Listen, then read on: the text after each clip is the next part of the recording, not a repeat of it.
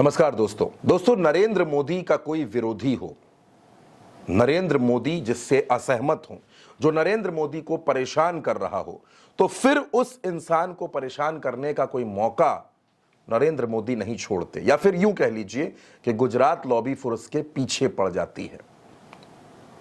किसी भी तरह से साम दाम दंड भेद कुछ भी करके उसे परेशान किया जाता है। पिछले 10 वर्षों में हिंदुस्तान में हमने ये कई मौकों पर देखा है, लेकिन आज की तारीख में 4 जून के बाद जिन जिन लोगों को प्रधानमंत्री ने परेशान किया, अलग अलग मामलों में फंसाकर जिनकी मुश्किलें बढ़ाई गई, वो सब एक एक करके बाहर आ गए। आप अगर शुरू से देखेंगे तो ये फहरिस्त काफी लंबी है।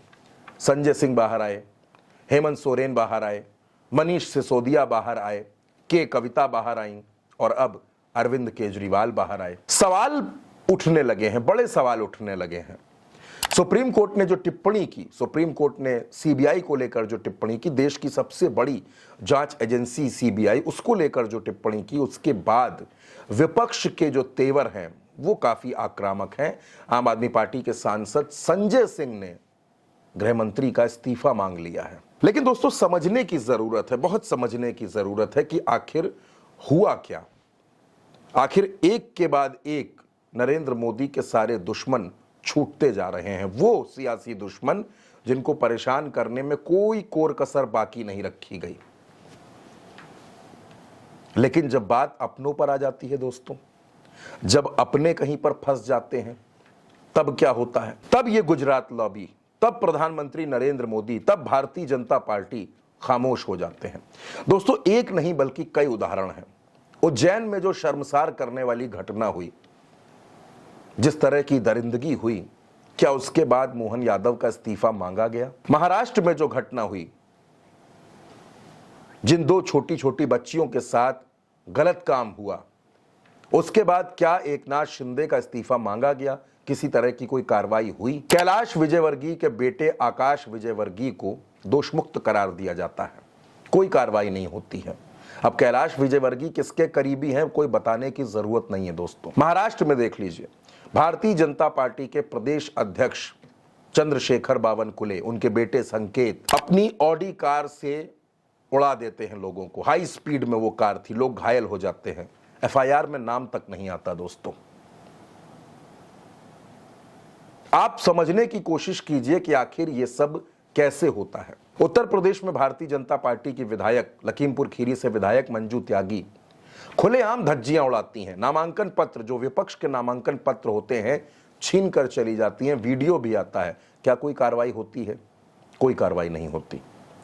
यानी अगर आप सत्ता पक्ष के हैं, आप भारतीय जनता पार्टी के हैं, आप नरेंद्र मोदी की पार्टी के हैं, नरेंद्र मोदी की टीम के हैं, तो आप पर कोई कार्रवाई नहीं होगी। जिन चंपाई सोरेन पर तमाम तरह के आरोप, भ्रष्टाचार की सरकार, सब कुछ कहा जा रहा था, वो चंपाई सोरेन बीजेपी में आ गए। जो अजीत पवार भ्रष्टाचारी कहे जाते थे, वो एनडीए में आकर उप मुख्यमंत्री बन गए। ये फहरिस्त भी दोस्तों लंबी है, ये छोटी मोटी लिस्ट नहीं है। सवाल फिर घूमकर वहीं आता है कि जो विपक्षी है, जो विरोधी है, उसको परेशान करने का कोई मौका नहीं छोड़ा जाता, भले ही उसके केस में दम हो या ना हो। हेमंत सोरेन के मामले में क्या हुआ? कोर्ट ने यही कहा कि हेमंत सोरेन किसी भी तरह की डील में शामिल नहीं थे। अरविंद केजरीवाल के मामले में सुप्रीम कोर्ट ने कह दिया कि सीबीआई पिंजरे के तोते की छवि से बाहर आए। यानी सीबीआई और ईडी के एक्शन पर अलग अलग वक्त पर कई सवाल खड़े होते रहे हैं, लेकिन फिर भी इनको सलाखों के पीछे रहना पड़ा। 177 दिन बाद अरविंद केजरीवाल बाहर निकल कर आए। तो ये सवाल तो बनता है दोस्तों कि इस देश में अगर कोई नेता विपक्ष में है तो उसकी सरकार को अस्थिर करने की कोशिश की जाएगी। जिस प्रदेश में भारतीय जनता पार्टी की सरकार नहीं है, वहां जिस दल की सरकार है, उस सरकार को आप अस्थिर करेंगे, उसके नेताओं को सलाखों में डालेंगे। लेकिन जब बात आपके नेताओं पर आएगी, जब बात मध्य प्रदेश की होगी, राजस्थान की होगी, छत्तीसगढ़ की होगी, उत्तर प्रदेश की होगी, महाराष्ट्र की होगी, तो इन राज्यों में आप क्या करेंगे? अगर कोई विपक्षी आपके साथ अलायंस में आ जाता है, आपके गुणगान करने लगता है, तो आप उसके सारे पाप भूल जाते हैं, सारी गलतियां भूल जाते हैं। लेकिन अगर कोई आपके विरोध में आवाज उठाता है, कोई आपके खिलाफ बोलता है, तो फिर उसका अंजाम बहुत बुरा होता है। ये हमने दिल्ली में भी देखा, ये हमने झारखंड में भी देखा, ये हम उत्तर प्रदेश में भी देख रहे हैं, राजस्थान, मध्य प्रदेश, हर जगह देख रहे हैं जहां जहां भारतीय जनता पार्टी की सरकारें हैं या उसके गठबंधन की सरकारें हैं। लेकिन अब दोस्तों सवाल उठने लगे हैं और सवाल उठेंगे। अगर किसी दूसरे राज्य में कोई घटना हो जाती है, कोई पुल गिर जाता है, कोई सड़क खराब हो जाती है, कोई सड़क टूट जाती है, तो भारतीय जनता पार्टी पूरी ताकत के साथ जुट जाती है। लेकिन जब इनके अपने राज्यों में ऐसा होता है, जब कोई पुल 5 साल भी नहीं चल पाता, 42 करोड़ की लागत से बने पुल को 52 करोड़ रुपए लगाकर तोड़ने की तैयारी हो रही है। गुजरात की यह घटना है, अहमदाबाद में ब्रिज बना था 2017 में, 2022 तक वो चला, उसके बाद वो पुल चलने लायक नहीं बचा, रिपोर्ट्स में बंद कर दिया गया और अब उसी पुल को तोड़ने की कोशिश हो रही है, तोड़ने की तैयारी शुरू हो गई है। यानी आपके विकास पर, आपके विकास मॉडल पर भी सवाल है, आपकी सरकारों की कानून व्यवस्था पर भी सवाल है और आपकी कार्रवाइयों पर भी सवाल है। सवाल इस पर भी है कि आपकी पार्टी के नेताओं को सजा नहीं होती, आपकी पार्टी के नेताओं पर कार्रवाई नहीं होती, लेकिन विपक्षियों को चुन चुन कर सलाखों के पीछे डाल दिया जाता है, परेशान किया जाता है।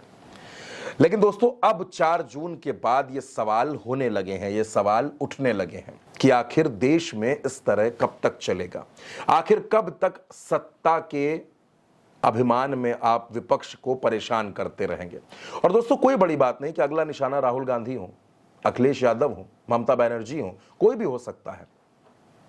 लेकिन बैसाखियों पर टिकी नरेंद्र मोदी की सरकार अब पिछले 10 साल की अपेक्षा इस वक्त अपने कदम बहुत संभल कर बढ़ा रही है, जिसको कहते हैं ना कि छाछ को भी फूंक फूंक कर पी रही है, क्योंकि नरेंद्र मोदी जानते हैं कि अब अगर अपनी मनमर्जी की, अपनी मनमानी की, तो ये जो 2 बैसाखियां हैं, नीतीश कुमार और नायडू, ये कभी भी अलग हो सकती हैं। और अब तो नरेंद्र मोदी के जो सहयोगी हैं, जो उनके साथी हैं, जो उनके साथ सरकार में हैं, वो भी सवाल पूछने लगे हैं, फैसलों पर सवाल खड़े करने लगे हैं, फैसले वापस होने लगे हैं। यानी अब वो वक्त नहीं है, लेकिन सवाल ये उठता रहेगा कि आखिर इस देश में विपक्ष को परेशान करने की जितनी कोशिशें हुई, क्या वो सरकार की छवि पर सवाल नहीं खड़े करती?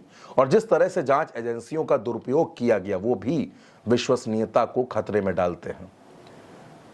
दोस्तों इस वीडियो पर, इस खबर पर आपकी जो भी राय हो, अपनी राय हमें कमेंट बॉक्स में जरूर बताइएगा।